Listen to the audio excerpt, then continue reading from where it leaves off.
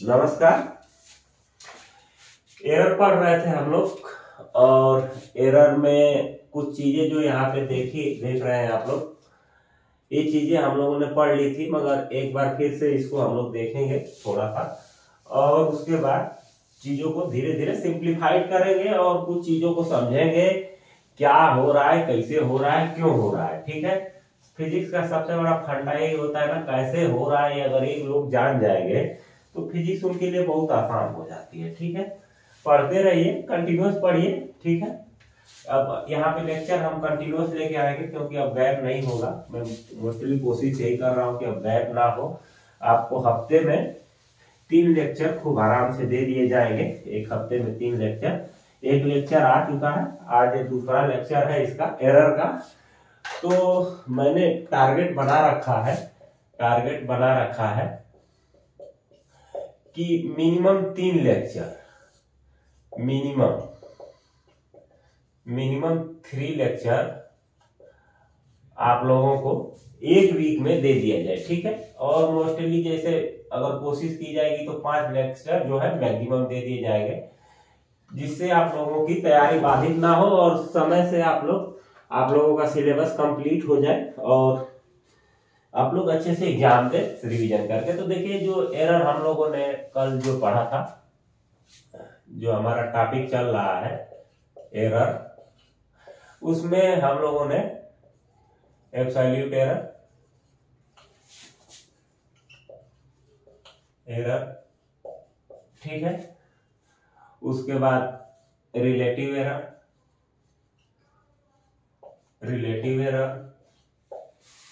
ये आपका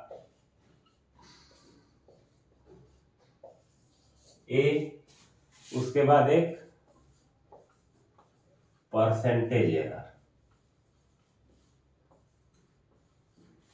ये 3 चीजें हम लोगों ने देखी थी। उसके बाद कंबाइनेशन में जो चीजें आ रही हैं उनको भी हमने देखा था, मगर आज फिर से हम उसको शुरू करेंगे क्योंकि कल थोड़ा सा मुझे महसूस हो रहा था कि अच्छे से डिलीवरी नहीं हो पा रही है। तो देखिए, मान लीजिए कि जब कंबाइनेशन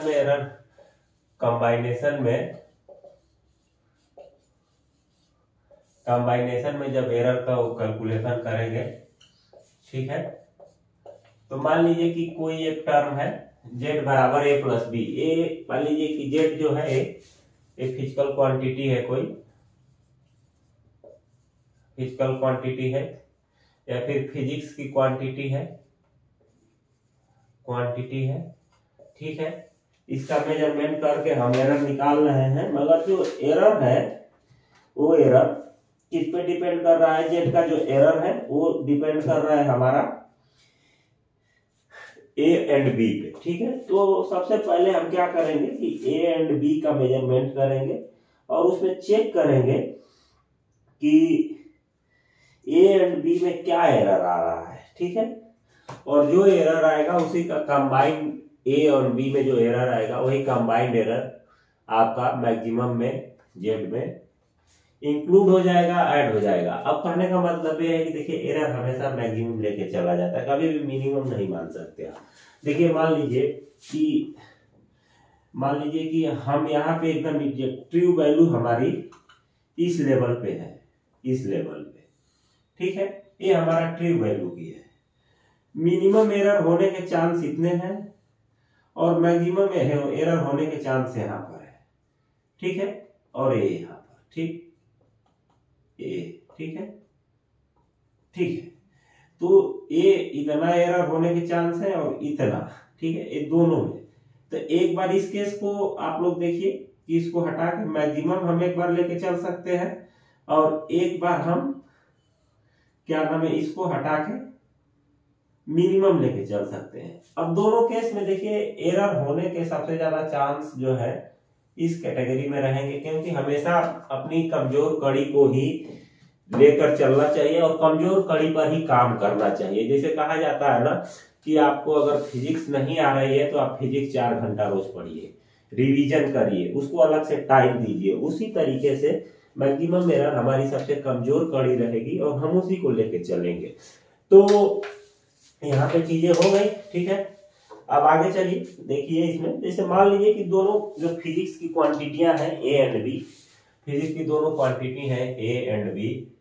देखिए ए को जो मेजर करने के लिए, ए को मेजर करने के लिए, ए को मेजर करने के लिए कोई हम एक्सपेरिमेंट कंडक्ट करते हैं और उसमें जो ए की जो वैल्यू आती है, ठीक है, इसमें एरर जो आता है, दोनों का एरर आता है ए प्लस माइनस, ठीक, ए एरर आता है, डेल्टा ए एरर आ जाता है, ठीक है। इसमें डेल्टा ए क्या है, ए जो है एरर है ए के मेजरमेंट में, ए के मेजरमेंट में, ठीक है। उसी तरीके से, ठीक है, बी के मेजर में क्या होगा, बी के मेजर में, ठीक है, जो डेल्टा बी है ए एरर है किसके, बी के मेजरमेंट में,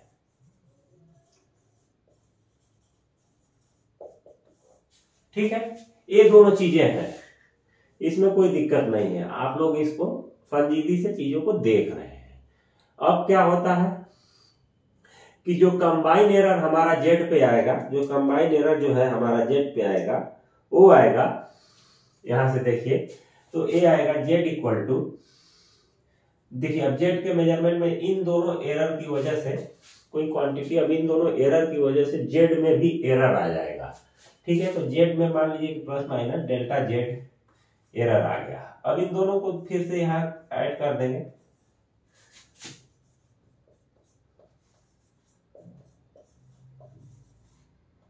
ठीक है, ये चीजें हो गई। अब देखिए जैसे A and B and Z ये दोनों के बराबर है, तो यानी कि यहां से जब लिखेंगे तो आप सीधे सीधे डेल्टा जेड इधर निकल के आ जाएगा और ए हो जाएगा delta A plus minus delta B, ठीक है।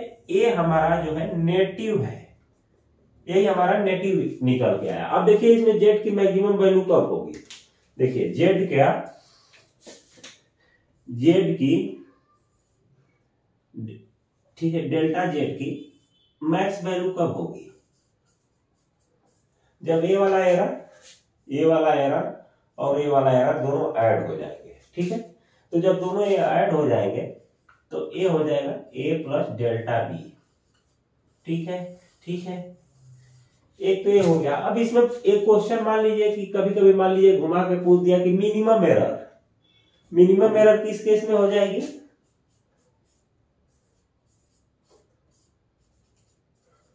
देखिए एरर में माइनस का कोई मतलब नहीं रहता है, ठीक है, माइनस का कोई मतलब नहीं रहता है, एरर हमेशा एडिशन में आती है। मगर एक यहाँ पे एक केस मैं ले रहा हूं अलग से, तो मिनिमम एरर कितना हो जाएगा,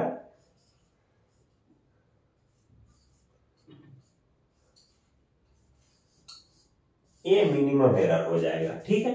ये दोनों चीजें पॉसिबल है, ठीक, same as it is, same as it is इस केस में भी हम लिख सकते हैं,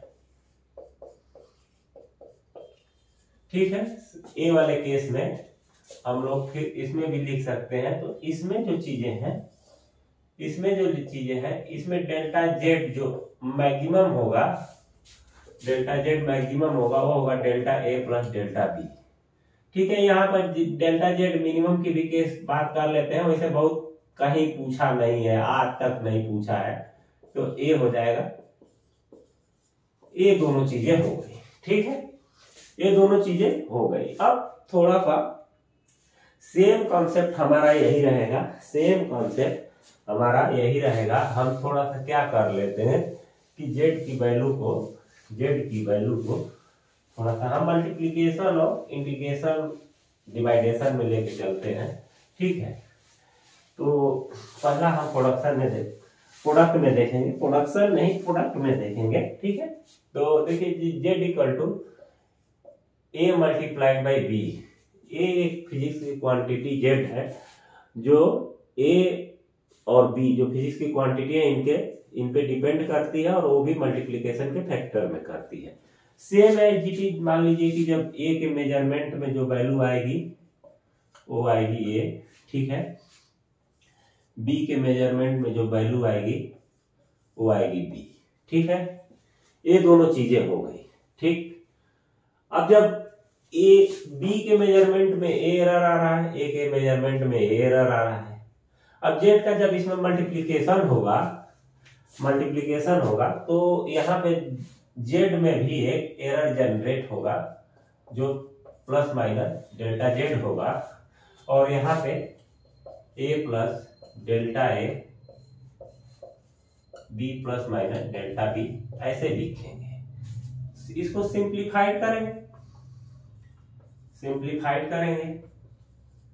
ठीक है,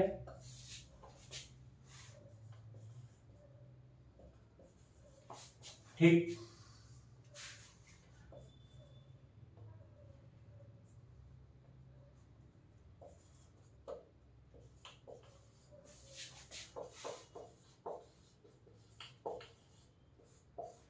ये चीजें आएंगी। ठीक है, ये चीज हमको मिल रही है। ठीक है, अब देखिए जो यहाँ पे ये चीज आई है ना हमारी delta A multiplied by delta B. देखिए मान लीजिए कि डेल्टा ए की जो वैल्यू है लेट इट बी 0.001। ठीक है, डेल्टा बी की जो वैल्यू है वो हो जाएगी मान लीजिए 0.003। जब इन दोनों का मल्टीप्लीकेशन करेंगे तो ए आ जाएगा 3 इंटू मल्टीप्लाई बाई 6, ये आ जाएगा, जो कि बहुत ही ज्यादा कम है, या फिर कह सकते हैं इसको इग्नोर कर सकते हैं, इसको जीरो मान सकते हैं। ठीक है, तो इसको भी आप यहाँ पे जीरो मान लीजिए, तो ये टर्म हमारा खत्म हो जाएगा, जीरो हो गया। अब यहाँ पे आ जाइए, ये हमारा फाइनल टर्म जो है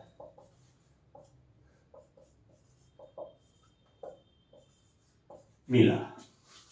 देखिए दोनों तरफ जेड से वो कर दीजिए, Z equal to A B है, तो यहाँ पे कर लेंगे तो ए होगा डेल्टा जेड बराबर डेल्टा जेड, ये हो जाएगा 1 हो जाएगा। इसमें देखेंगे तो डेल्टा ए अपान ए हो जाएगा। देखिए ए बी करेंगे और ए बी से, चलिए एक बार करके दिखा देते हैं। ठीक है, पूरा करके दिखा देता हूं।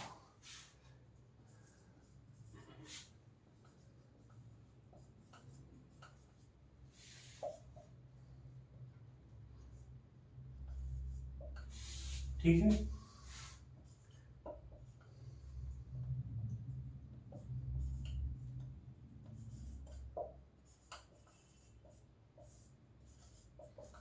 ठीक है, तो देखिए यहां से B से B निकल जाएगा। देखिए ये डेल्टा है, इसीलिए मैंने इन दोनों के नीचे खड़ी खींच दिया है, मतलब आप लोगों को पता चले कि डेल्टा है, इसके नीचे यहां से ये निकल जाएगा, ये इधर से हो जाएगा, ये इसे हो जाएगा।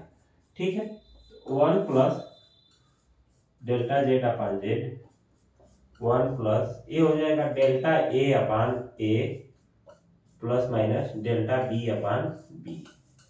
ठीक है, एक से एक निकल जाएगा, तो यहाँ पे देखेंगे delta Z upon Z equal to delta A upon A plus minus delta B upon B. ठीक है, इस केस में भी देखिए रिलेटिव एरर आ गया, ए भी रिलेटिव एरर, मैक्सिमम कितना हो जाएगा,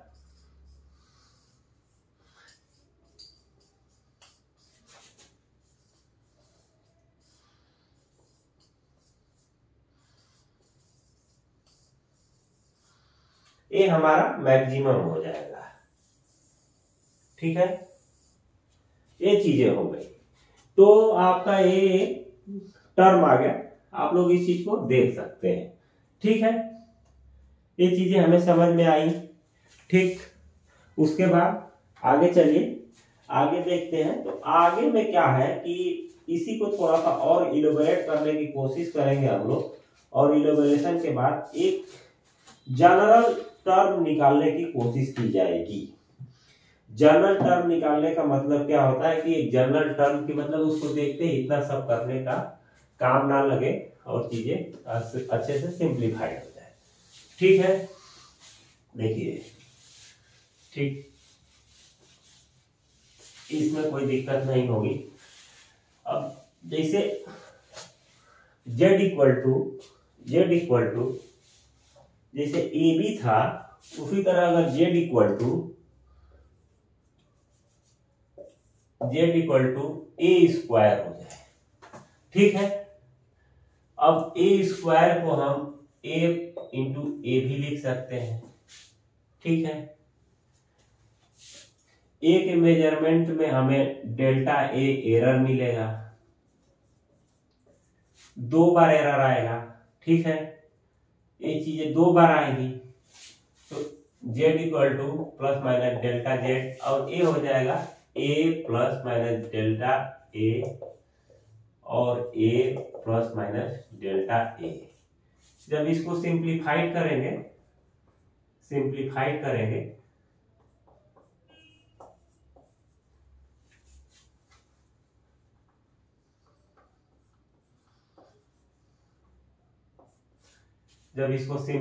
करेंगे तो देखिए ए square plus A into delta A plus minus A into delta A plus delta A into delta A, यही आएगा। अब देखिए ये जो टर्म है, पहले भी बता चुका हूं कि बहुत छोटा टर्म हो जाएगा, इसको 0 मान लेंगे, ठीक है। ए इक्वल टू, अब इसमें देखिए 1 प्लस माइनस, देखिए दोनों तरफ z या फिर ए स्क्वायर, दोनों तरफ किसी से भी भाग दे दीजिए, तो इधर हम z से देंगे, इधर ए स्क्वायर से, कोई दिक्कत नहीं होगी क्योंकि दोनों ही बराबर है। तो a अपान z हो जाएगा, ए स्क्वायर बराबर 1, ठीक है। इसमें अगर ए स्क्वायर का भाग दे देंगे तो ए निकल जाएगा, तो ये हो जाएगा delta A upon A plus minus, ठीक है, प्लस माइनस। इससे भी अगर ए स्क्वायर से भाग दे देंगे तो एक ए इससे निकल जाएगा, तो डेल्टा ए अपान ए, ठीक है, ए, ठीक है। Delta Z upon Z equal to, अब देखिए जब आप मैक्सिमम करेंगे तो ये टर्म आपको मिलेगा, और ये टर्म आप क्या देख रहे हैं, delta Z upon Z equal to, ये दोनों जुड़ जाएंगे तो 2 डेल्टा ए अपान ए, तो एक टर्म में आया। तो यहां से आप देखिए, जैसे यहाँ पे अगर 2 आया है तो ये यहाँ पे आ गया 2, ठीक है। अगर इसी तरह अगर यहाँ पे एक टर्म में रहता कि अगर मान लीजिए कि z इक्वल टू a3 होता, a टू द पावर 3, तो जब इसका एरर निकालते हैं तो delta z upon z equal to a3 delta a upon a हो जाता, ठीक है, ये हो जाता। तो ऐसे ही एक जनरल टर्म हम लिखेंगे, जैसे मान लीजिए कि डेल्टा ए बराबर ए स्क्वायर प्लस बी स्क्वायर है, ठीक है। तो इसको क्या लिख सकते हैं, इसको हम लोग लिख सकते हैं delta Z upon Z equal to 2 delta A upon A plus 2 delta B upon B. इसी तरीके से एनसीईआरटी का ये लिखा हुआ term A upon A to the power P into B to the power Q upon C to the power R. तो इसमें जब हम एरर के टर्म लिखेंगे तो डेल्टा जेड अपान जेड बराबर P delta A upon A plus Q delta B upon B plus R. देखिए मैं पहले बता चुका हूं, माइनस का कोई मतलब नहीं रहता है एरर में। तो ये हमारा एक इक्वेशन। तो ऐसे ही एनसीईआरटी में तमाम चीजें दी हुई हैं, जैसे एक दो क्वेश्चन इसमें दिया हुआ है, मैं ऐसे ही बता दे रहा हूँ। एक नीट में भी क्वेश्चन आया था, मगर हम जब प्रीवियस ईयर के क्वेश्चनों को सॉल्व करेंगे तब हम उस चीज को वहां पे देखेंगे। अदरवाइज अभी इसको देखने के मूड में हम लोग नहीं है, ठीक है, क्योंकि प्रीवियस ईयर क्वेश्चन के साथ ही जैसे एनसीईआरटी में एक चीज दे रखा है कि A square B to the power 2/3 C to the power 4/5। ऐसा कुछ टर्म है और इसको बोल रहा है कि रिलेटिव एरर के टर्म में आप इसको इलेबोरेट करिए या फिर लिखिए। ठीक है, तो रिलेटिव एरर के टर्म में लिखने का मतलब ये हो गया यहाँ पे कि इसको जब लिखा जाएगा तो delta Z upon Z equal to 2 delta A upon A plus 2/3 delta B upon B plus 4/5 delta C upon C. तो ये चीजें थी जो हमें जाननी थी। ठीक है, अब देखिए कि जैसे एक आध क्वेश्चन उसमें पूछ देता है कि जैसे मतलब एक फार्मूले से जो अभी तो डेल्टा और ए बी सी डी जो पढ़ रहे थे हम लोग, उसको हम लोगों ने देख लिया है। अब एक चीज मैं थोड़ा सा और अच्छे से इसको बताने की कोशिश करूंगा मैं। जैसे मान लीजिए कि यंग मॉडुलस जो होता है, यंग मॉडुलस जो होता है वो स्ट्रेस अपान स्ट्रेन के बराबर होता है। ठीक है, यंग मॉडुलस जो होता है, स्ट्रेस क्या होता है, फोर्स अपान ए, ये होता है डेल्टा एल अपान ए। ठीक है, इसको थोड़ा सा और सिंप्लीफाइड करेंगे तो यंग मॉडुलस बराबर हो जाएगा एफ एल और ये हो जाएगा ए इंटू डेल्टा एल। ठीक है, अब देखिए इसमें क्या है कि इसमें क्या क्या चीजें मेजर करने में, देखिए फोर्स जितना हम लगा रहे हैं वो हमारा कांस्टेंट रहेगा, जो भी हो। कह रहा है मान लीजिए फोर्स को भी वेरिएबल कर दीजिए, चाहे ना करिए, कह रहा है इसमें कहेगा कि जो यंग मॉडुलस की वैल्यू है depends upon cross section area A, ठीक है, एंड एक्सटेंडेड लेंथ या पर दो ही पे कर रहा है, यानी कि इन दोनों को पे कोई वैल्यू पे इसका वो नहीं पड़ रहा है। तो जब इस पे यंग मॉडुलस का आप लोग लिखेंगे, एरर लिखेंगे, रिलेटिव एरर, तो ए आएगा delta A upon A plus, अब देखिए इसमें डबल डेल्टा है। देखिए मैं एक एग्जाम्पल लेके बताया हूं, किस पे डिपेंड करेगा, कैसे कर रहा है, क्यों कर रहा है, क्या क्यों नहीं कर रहा है। देखिए इसमें जैसे बहुत क्वेश्चन एराइज कर सकते थे कि सर आपने ये एक्सटेंशन वाला लिया, इसको नहीं लिया। तो देखिए मतलब ऐसा नहीं है, यंग मॉडुलस उस पर भी डिपेंड कर सकता है, फोर्स पर भी डिपेंड कर सकता है, क्रॉस सेक्शन एरिया पे डिपेंड कर सकता है।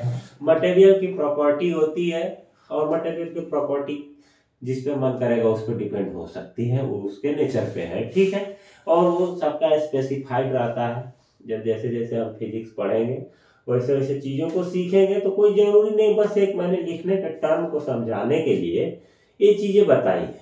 ठीक है, तो आज के लेक्चर में हम लोग इतना ही पढ़ेंगे। कल नहीं, अगले वाले लेक्चर में जो भी आएगा उसमें प्रीवियस ईयर के क्वेश्चन आएंगे और प्रीवियस ईयर के क्वेश्चनों को सॉल्व करेंगे हम लोग। 1 या 2 क्लास जो भी लगेगी उसमें सॉल्व करके पूरा उसको कंप्लीट करेंगे, और कंप्लीट करने के बाद हम लोग फिर से वेक्टर को शुरुआत करेंगे, और वेक्टर को शुरुआत करके और वेक्टर को एक बहुत अच्छे से इसमें पढ़ने की कोशिश करेंगे, क्योंकि मैंने उस समय स्क्रीन रिकॉर्डर पे पढ़ाया था और मैं बहुत ज़्यादा उस पर सेटिस्फाइड नहीं हूँ। तो फिर से मैं शुरू करूँगा। तो तब तक के लिए नमस्कार, जय हिंद।